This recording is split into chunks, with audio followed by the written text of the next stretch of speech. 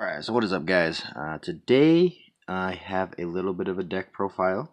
I am super broke, so keep that in mind. And it is a deck profile for the post-rotation format after Worlds. So I am pretty excited for it. And you will see right now what we are playing. Yeah, I have magic cards flipped backwards. But we're going to be playing the Rayquaza GX. So Rayquaza GX has the ability Stormy Winds. If you play this Pokemon from your hand onto your bench during your turn, discard top 3 cards of your deck. If you do, attach an energy from there onto this Pokemon. Its attack Dragon Break is 3 energy, 1 lightning, 1 grass, and a colorless. Does 30 damage times the amount of lightning and grass energies you have on your side of the field. So, with that, you want to play an engine that can either, wow, my light is really bright, either just throws a bunch of energies, lightning energies onto the field, or a lot of both. With this deck, we're going to take a lot of both motion, which you'll see in a second. So we're playing for that guy. Pretty good card. I only have one, and I will, if someone wants to downgrade that Rainbow Rare, definitely let me know. I'm totally okay with that. Alright, so we got 1 copy of Latias Prism Star. Again, just being able to just throw energies from your discard pile onto your bench to Rayquaza is pretty great, especially as we do have a bunch of Pokemon in the deck that don't exactly work well with this card. So I think having it anyway is super great, because then you can discard your energies and you can, whoa, I'm going to knock my camera out of the way. You can discard your energies and then throw energies back onto your bench. Pretty cool, especially with the next card, which we're about to see, is, of course, one of my favorite cards that they've printed in a long time, Tapu Koko GX. So with Arrow Trail, you put it onto the bench. You then take any lightning energies that you want and attach to it, and then move it to the active. So normally we use him for Tapu Thunder GX. I have had games where Sky High Claws does come in to play, but normally it's just for the Tapu Thunder GX, which does 50 damage times the amount of energy on your opponent's Pokemon total. So pretty good card.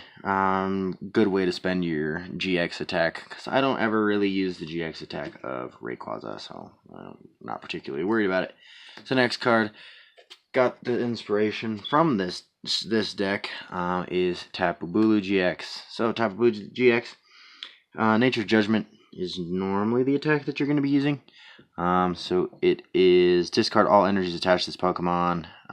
If you do, it does an additional 60 damage. So 180 damage is pretty nice, especially when you're trying to rack up on the Tapu Lilies, or not Tapu Lilies, the Gardevoirs and stuff. Kind of a good amount of damage. Then we've got 2 copies of Tapu Lele. I think it's really self-explanatory. Wonder Tag and Energy Drive does work really well in this deck, because of our next line, which is our evolution line, which is, of course, man, my flexion, 3 Grubbin and 1 Chargebug, which then means we do have the 3 copies of Vikavolt. So Strong Charge, once during your turn before your attack, you may search for a lightning energy and a grass energy from your deck and attach them to your Pokemon in any way you like on your side of the field. So you can search for grass energy and lightning energy, put it onto, say, a Tapu Bulu, or onto the Rayquaza, or something else, whatever you want to use it. I have used him as to attack, actually, so the 150 isn't really that much to scoff at. Pretty good, I think, at least. In this deck, I don't run Trishbands. I know that's a weird decision, but this is just kind of my first run through of the deck, so we're still learning how the deck goes and how it works and everything. I have a couple 1-ofs. We have 1 Pal Pad. Shuffle 2 supporter cards from your discard pile into your deck is a pretty good card. We only have 1 Field Blower, as it seems like a lot of tools and stuff are going to be kind of out, as you're not going to have Floatstone. Every deck pretty much runs Floatstone right now, so Field Blower is not as necessary, I do believe. Then we've got 2 copies of Rescue Stretcher. Putting Pokemon into your hand from your discard pile is pretty good.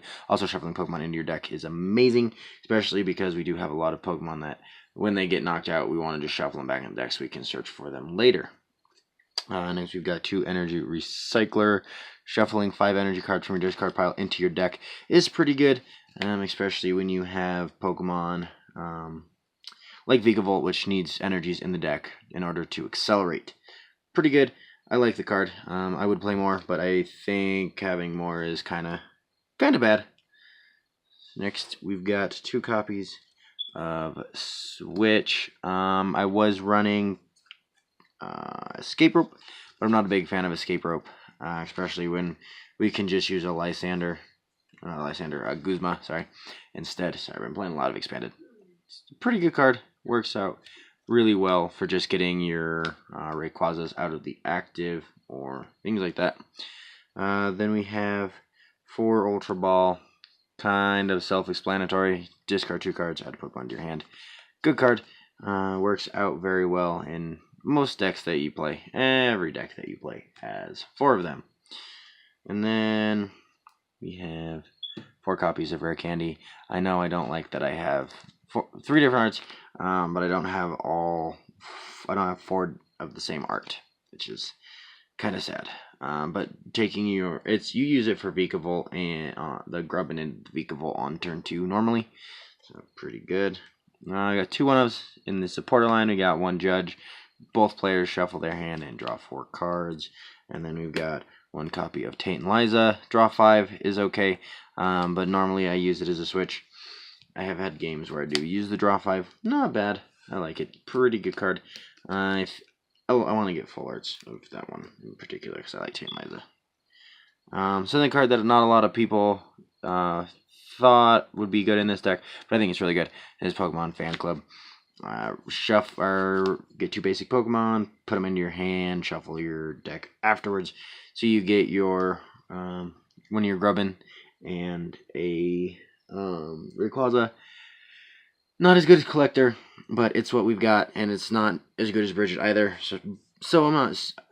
It's just a good card, I think, especially for this upcoming format, unless we get better cards like Collector, which we're probably never going to get again because Collector is a little bit overpowered. Especially putting 3 Pokemon from your deck into your hand. Basic Pokemon. Anyway, we've got 3 copies of Guzma. It is your main switch card of the deck.